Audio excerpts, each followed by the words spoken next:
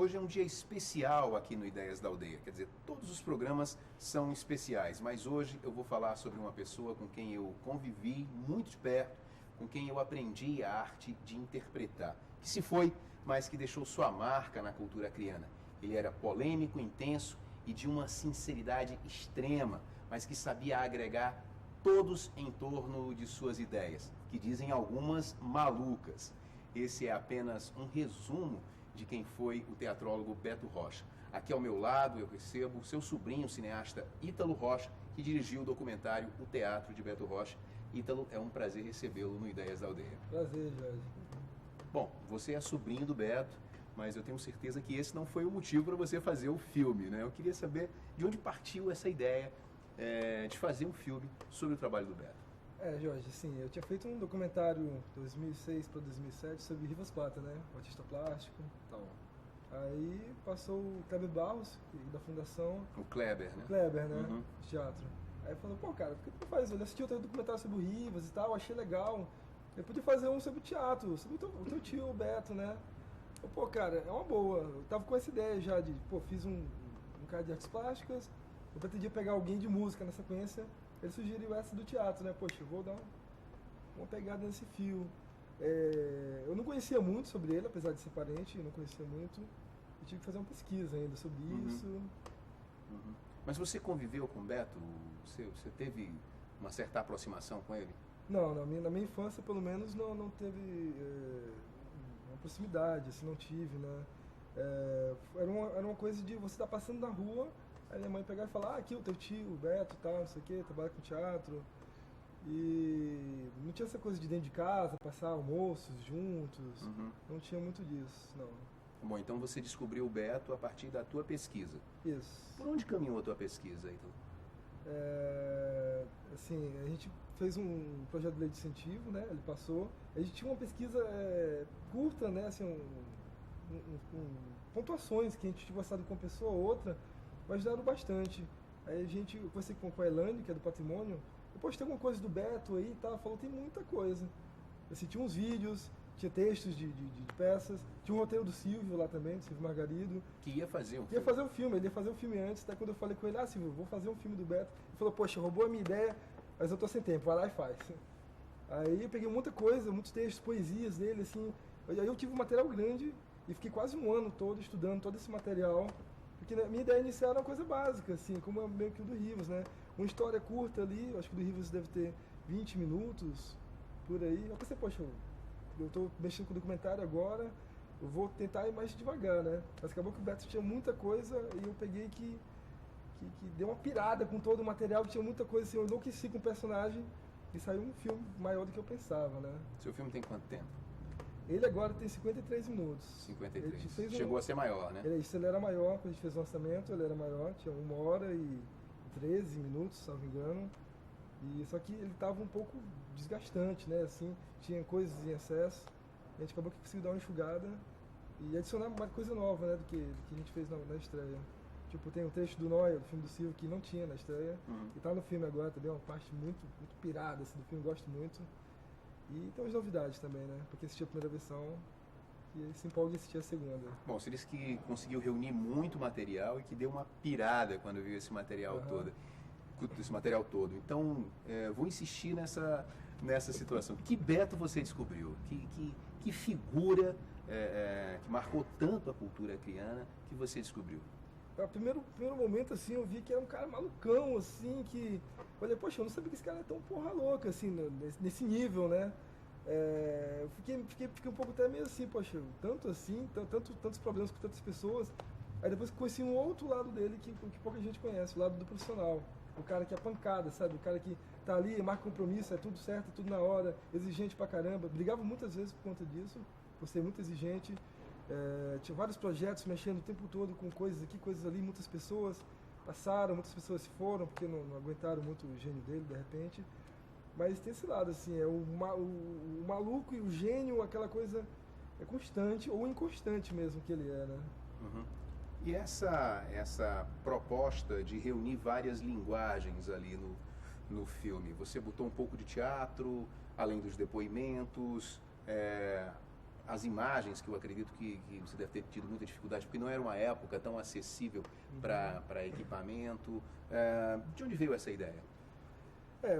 Com o grupo que eu estava trabalhando, as pessoas, eu estava com 2 fotógrafos, o Bruno, o Felipe, tinha a Daniela, tinha o Marcelo, tinha uma galera assim, com conteúdos variados.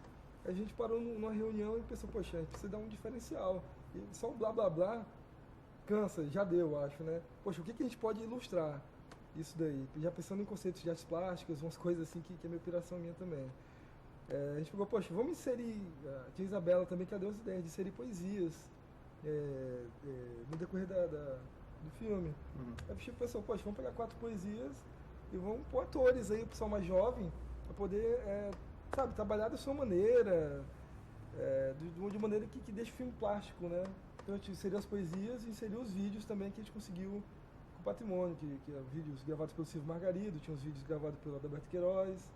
Então era VHS, estava muito sujo, eu peguei no Patrimônio as fitas brancas, assim, eu tive que dar um trato nas fitas, converter para digital. E não tinha muita coisa, né? Mas o que tinha deu para aproveitar bastante. Que espetáculos você viu filmados, assim? Porque apesar de ser muito ruim o VHS, mas tinha algumas coisas ali importantes, né? Eu acho que devia ter Galvez. Tinha Galvez e tinha Histórias de Quirá. Histórias de Quirá. Um trecho grande de Histórias de Quirá, assim. Eu senti uma falta tão grande de não ter assistido aquilo na época. Quando eu vi aquilo, me deu uma saudade de uma coisa que eu não vivi. Eu queria ter visto isso. E era um ensaio apenas. Então, mas é demais Quirá, assim. Eu até entendo porque ele é considerado a obra-prima dele. Tinha trechos de 31 Alerta, que é um projeto que trabalhava com crianças. Com crianças em escolas, de riscos, isso. Tinha um ensaio, Os Mascarados, eu acho que é isso. Eu acho que era um espetáculo de rua, né? Isso mesmo. Umas cenas no Cine Teatro Recreio. Mostra o lado da Gamileira ali, assim, quem viveu aquela época. Eu lembro de ter passado aquela época pela Gamileira e era aquela coisa, a rua e o barranco, né? Hoje você tem um espaço grande até. É legal esse resgate que a gente consegue ter da memória, né? De algumas coisas. Eu gosto disso. Pensando hoje, Ítalo, você acha que hoje, numa idade mais possível de uma conversa, né? Se Beto estivesse vivo, você acha que daria ali um diálogo entre o sobrinho cineasta e o tio diretor de teatro para, enfim, convergir ali as linguagens? Eu andei conversando um tempo desse com algumas pessoas sobre isso, né? Aí eu não cheguei a uma conclusão porque eu acho que sim, poderia dar muito certo por esse nosso viés assim de caminhar em prol de um fator cultural mais elevado, de artes, não sei o quê. Tipo, eu me interesso muito por teatro, por música, por artes plásticas também. Eu meio que estou abandonando um pouco algumas áreas por causa do cinema que eu estou me dedicando mais, mas eu ainda continuo se ciclando bastante. Eu não consigo ficar parado. E ele tinha muito disso também, né? Da música, de outras coisas, e lia muito, e poesias e tal. E eu acho que se a gente não fosse muito amigo, a gente poderia ter muitos problemas, porque eu também eu não sou muito fácil de lidar por questão de relacionamento, né? Às vezes eu exijo muito da pessoa, no trabalho mesmo. Você é muito rigoroso com essa coisa dos ensaios, dos horários também? Assim, quando fala assim, horário, não sou tanto quanto ele, né? Porque ele é demais. Quando fala assim, pô, você bem sabe que ele pontua demais. Eu sou tolerante com horário, mas tipo assim, quer passar pelo menos vá, sabe? Marca um compromisso que vá e ser um pouco mais aplicado em algumas coisas, sabe? E tem minhas ideologias, como se ele tinha as deles, de repente, por alguns fatores assim, não casasse. Mas eu acho que muito provável que casasse, mais do que não desse certo, né? Bom, esse então foi o seu segundo filme, né? O seu segundo documentário. Segundo documentário. Não, na verdade, teve o Rivas, teve o Secos e Molhados. Você foi fez pela Usina. Pela Usina, né? Isso, fiz pela Usina. A direção é sua, do Secos e Molhados? É minha, a direção coletiva sim, a direção de 3 pessoas, né? Minha, do Ander e da Miriane, né? Que é um projeto de escola ainda. Mas Secos e Molhados me deu uma base boa para fazer o Beto, né? Eu estava no processo da Usina. Mas quando você fez o Rivas, né? Você fez o filme sobre o Rivas Platas, você disse, eu estava pensando já em uma outra figura, talvez um músico. Você gosta de, no caso do documentário, fazer essa opção por personagens, por figuras centrais? Eu gosto. Talvez o Canito, que hoje é secretário... Nilton Canito. Ele falou para mim, cara, comentei com ele sobre essa minha ideia de fazer, durante o tempo, falar sobre personagens acrianos da cultura, né? Aí ele falou que lá fora você não fala mais de pessoas, você fala de coisas. Então isso era mais interessante, tipo, falar sobre violência, falar sobre a questão do clima. Eu falei, cara, eu acho isso legal, é uma linha a seguir, mas eu acho que aqui, no Acre em especial, tá precisando de um registro e um resgate de pessoas XXX. Eu falei, aqui dá, mas lá fora de repente não dá. Eu fiquei pensativo, até hoje eu penso muito nisso quando ele me falou isso. Mas eu pretendo seguir essa linha para ter esse resgate, eu acho que precisa. E se eu puder fazer, se mais pessoas quiserem fazer, eu acho melhor. Aí a linguagem tem que ser libertária. Você não pode também dizer, não, agora o documentário se prende a isso ou aquilo, né? Esse tipo ou aquele. Né?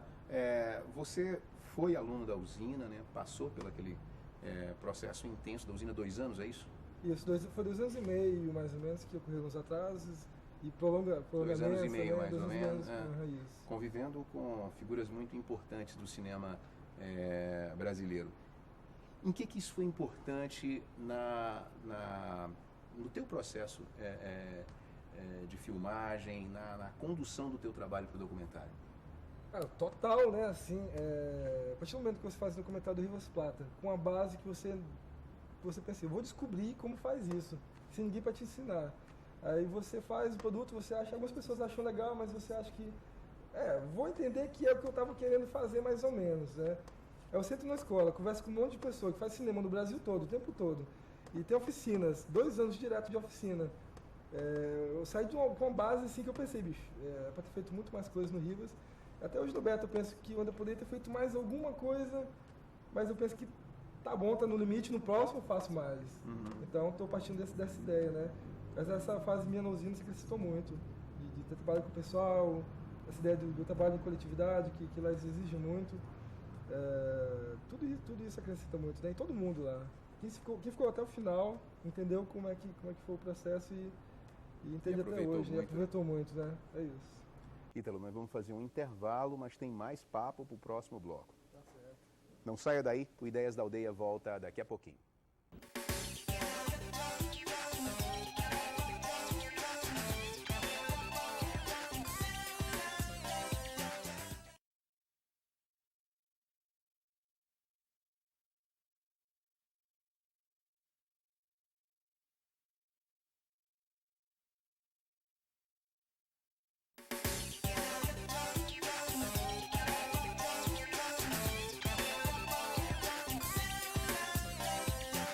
Beto participou e montou vários espetáculos infantis, tendo adaptado, inclusive, a Arca de Noé, de Vinícius de Moraes.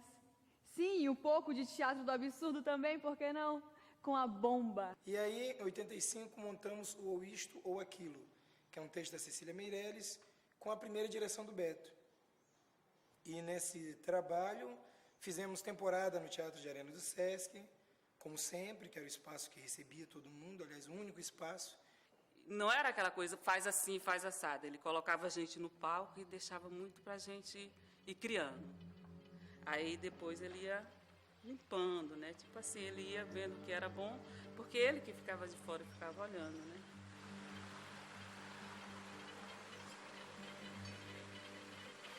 Eu, de pé diante de minha casa, estava ansioso para que a noite chegasse. Um momento vadio viesse depositar o seu cansaço sobre o meu cansaço.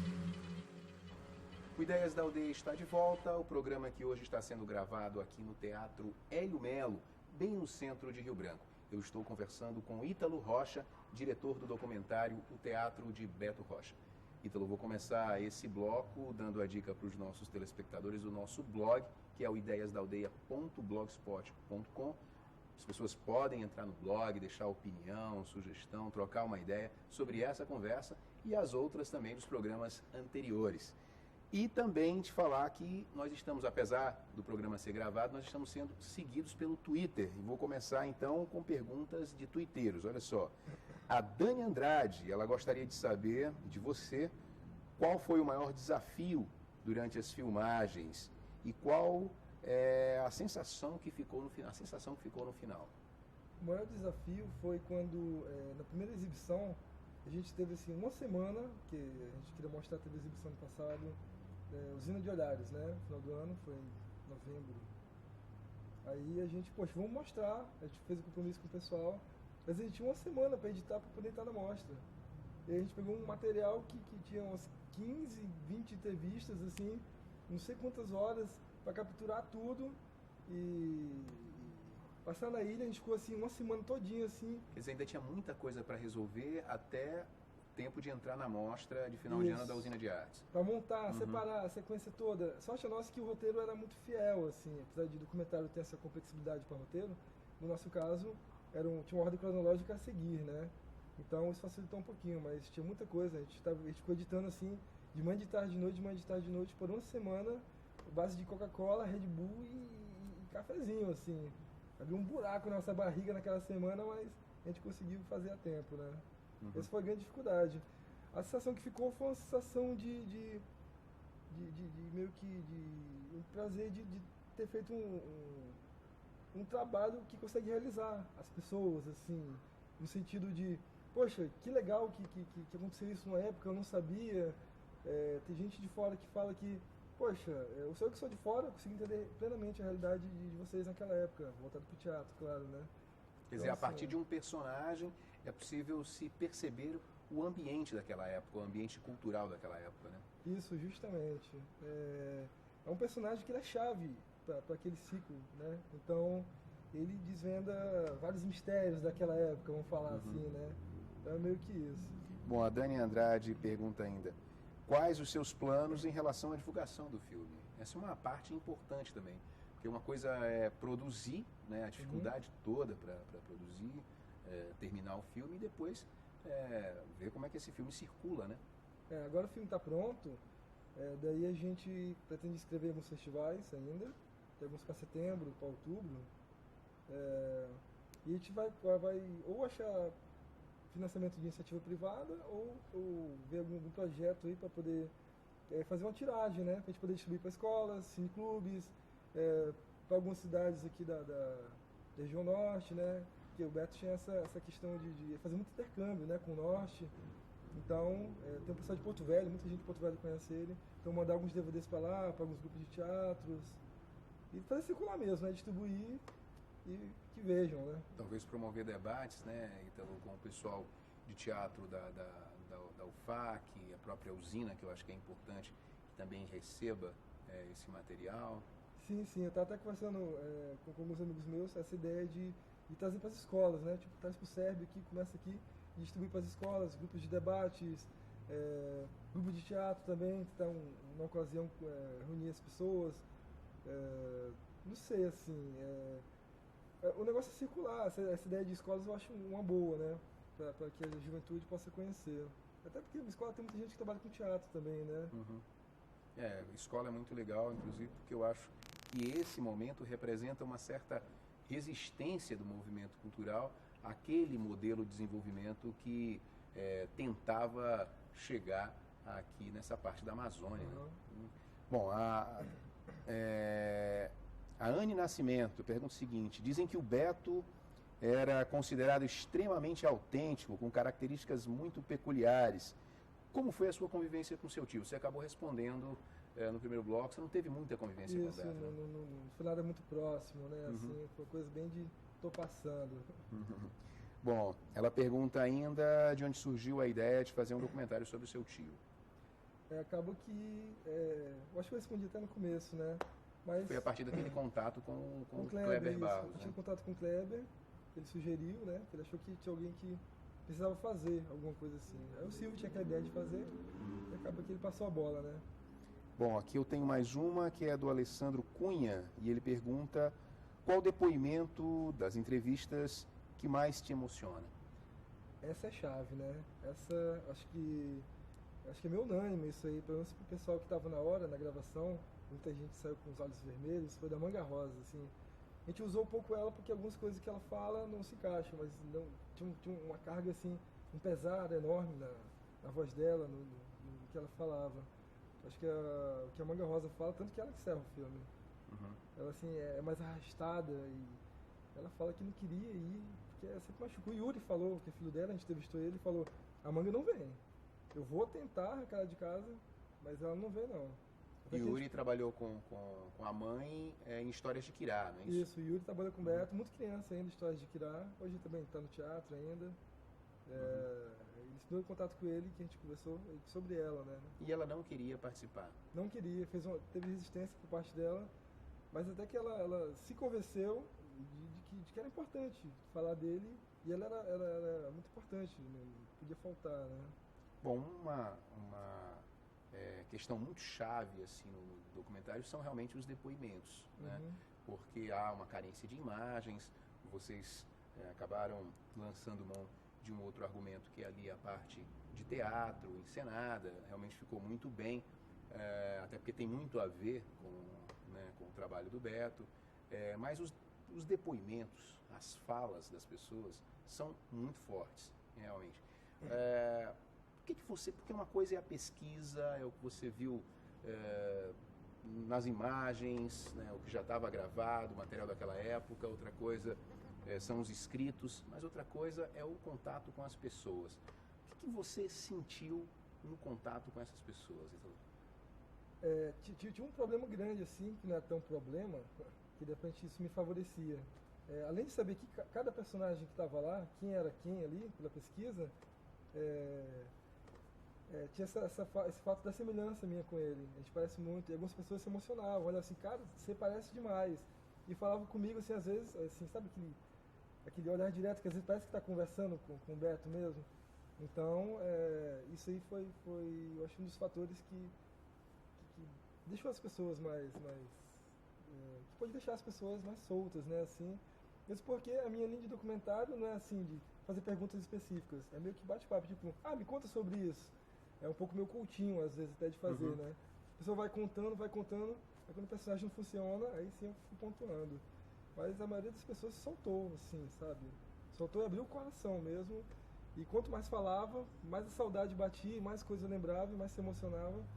A Fátima vai me matar se eu falar isso aqui, mas a Fátima levantou assim, entalada, não conseguia falar. A Fátima Almeida, isso. Ela saiu de dentro de sala assim, nem assinou a autorização de imagem, assim, porque ela terminou, ela falou ao final sobre a morte dele, né? Levantou da sala e foi embora assim, correndo. Fátima, desculpa. E isso vem de onde?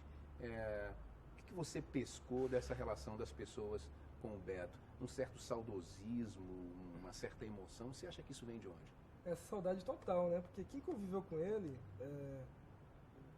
dependendo do nível de convivência, claro, viveu muito, assim, muito próximo, muito colado. Eram sessões de ensaios, sessões grandes de ensaio, muito tempo. Sabe, assim, ele na época de presença de cada vida, de cada pessoa, ele foi muito intenso, né? Para as pessoas ele foi muito intenso. Assim como, de repente, algumas pessoas foram intensas para ele, assim. Isso é uma reciprocidade que exige. Mas eu acho que, de repente, ele foi mais para as pessoas do que as pessoas foram para ele, né? Eu sinto um pouco disso. A saudade de uma época que para muita gente se foi e não volta mais. A não ser, de repente, o Lenine, que ainda trabalha no teatro, tem esse envolvimento, algumas poucas pessoas. Porque naquela época o fazer teatral exigia alguma coisa de umas pessoas que hoje não exige mais. Alguns são funcionários públicos, algumas fazem outras coisas, não que seja ruim. É bom, as pessoas seguem um caminho que querem, que precisam. Mas eu acho que foi uma época muito especial, eu acho que isso torna especial, né? Bom, para fechar nossa conversa, eu me lembro que no dia do lançamento do filme, você fez um alerta para os presidentes de fundações de cultura, para as autoridades, sobre a necessidade de incentivo. Você vem de um processo intenso, bonito, novo, que vem da usina de artes, uma escola de artes. Você acha que a gente ainda está verdinho nesse processo? Quer dizer, que é preciso um olhar mais carinhoso sobre esse novo momento da cultura criana? Acho que precisa, assim. A usina conseguiu abrir algumas portas, né? Como pessoa de teatro, artes plásticas, música e por aí vai. Eu acho que isso é um momento legal, mas não dá para parar, né, cara? O Acre passou, como o Brasil passou para outros países, em relação aos outros países, necessidade muito grande de investimento em cultura. O Acre passou também muito tempo investindo em cultura no sul, investindo dinheiro lá e para cá. Assim, digo, não só no Acre, no norte mesmo, né? Só foi uma carência muito grande de investimento nessa área. São outros tempos, está mudando, mas eu acho que ainda tem muito que correr atrás, né? A usina, como com algumas pessoas também na cidade, tipo, por projeto de incentivos, consegue levar cultura, tem gente de capoeira, tem gente de outros meios, né? Levam cultura para onde não tem, levam lazer, de certa forma. Mas eu acho que está faltando muito ainda, né? Para poder correr atrás do que passou, do que está passando. Ítalo, eu queria agradecer muito a sua participação no programa de hoje. Eu agradeço a oportunidade de estar falando sobre o trabalho que a gente ralou muito para fazer. Claro. E espero estar colhendo bons frutos agora, né? Certamente. Parabéns mais uma vez. Obrigado. O programa de hoje fica por aqui. Obrigado e até a próxima.